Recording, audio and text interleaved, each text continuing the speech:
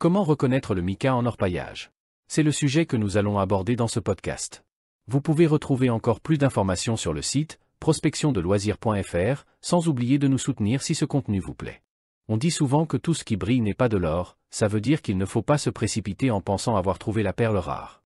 Mais bon, malgré ce conseil de bon sens, chercher de l'or dans nos rivières, c'est toujours une activité qui attire de plus en plus de monde.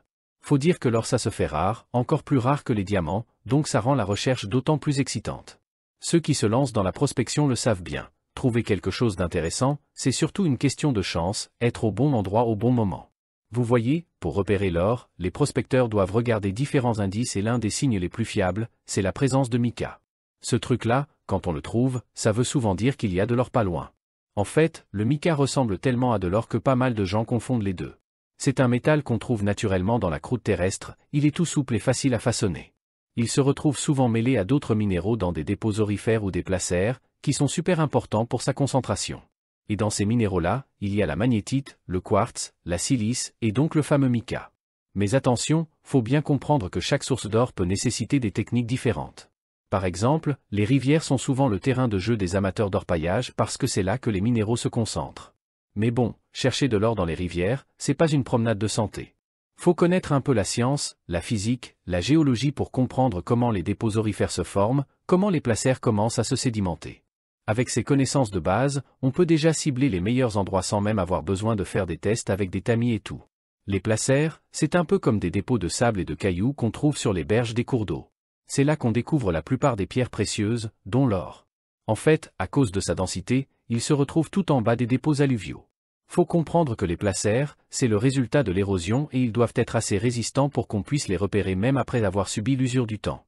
Bon, faut savoir que l'or, c'est un truc bien particulier, on peut le trouver dans plein de coins en France, dans des contextes géologiques un peu partout. Et contrairement à d'autres minéraux, c'est pas sa dureté qui compte, mais plutôt la présence de ces fameux placers et des autres minéraux qui l'accompagnent. Pour repérer l'or, il y a différentes méthodes qu'on utilise en dehors des dépôts habituels, on cherche des filons, des gisements spécifiques. On parle d'indicateurs géologiques, les minéraux métallifères comme la magnétite, le mica, le quartz, le zircon et le dystème, ce sont quelques-uns des indicateurs qu'on utilise souvent pour trouver l'or. Ces minéraux-là, ils se forment pendant le processus de formation de l'or ou bien à cause de la chaleur et de la pression d'un volcan en activité ou de plaques tectoniques qui bougent. Dans certaines zones, on peut trouver du mica avec de l'or, du carbone et du sulfure dans des veines de quartz d'origine. Pour réussir à trouver de l'or dans un dépôt alluvionnaire, faut faire gaffe aux indices qui peuvent nous mener à la découverte.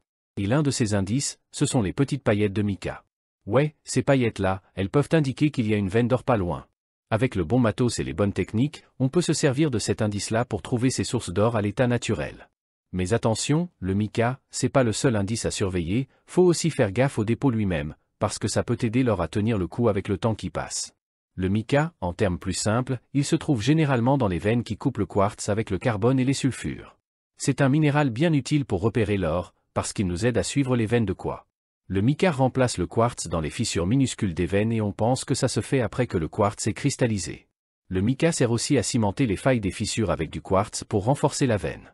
L'or, on le trouve souvent dans le lit des rivières, des lacs et des cours d'eau sous forme de placers, tout simplement parce que l'or, il est plus lourd que la plupart des minéraux, donc il peut se déposer au fil du temps dans ces masses d'eau. La présence de mica peut être un bon indice pour savoir s'il y a de l'or pas loin. Vous vous demandez si on peut confondre l'or et le mica quand on utilise une battée?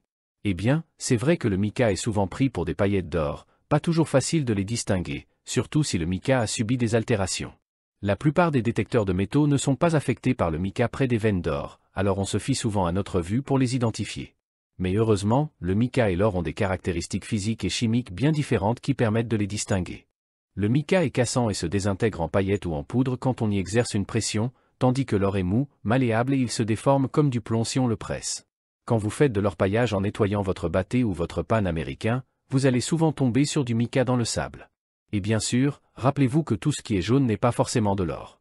Dans notre loisir, dans notre battée, sachez que le mica est un des premiers minéraux qui est éjecté parce qu'il est moins dense, 2,9 par rapport à l'or, 19,3.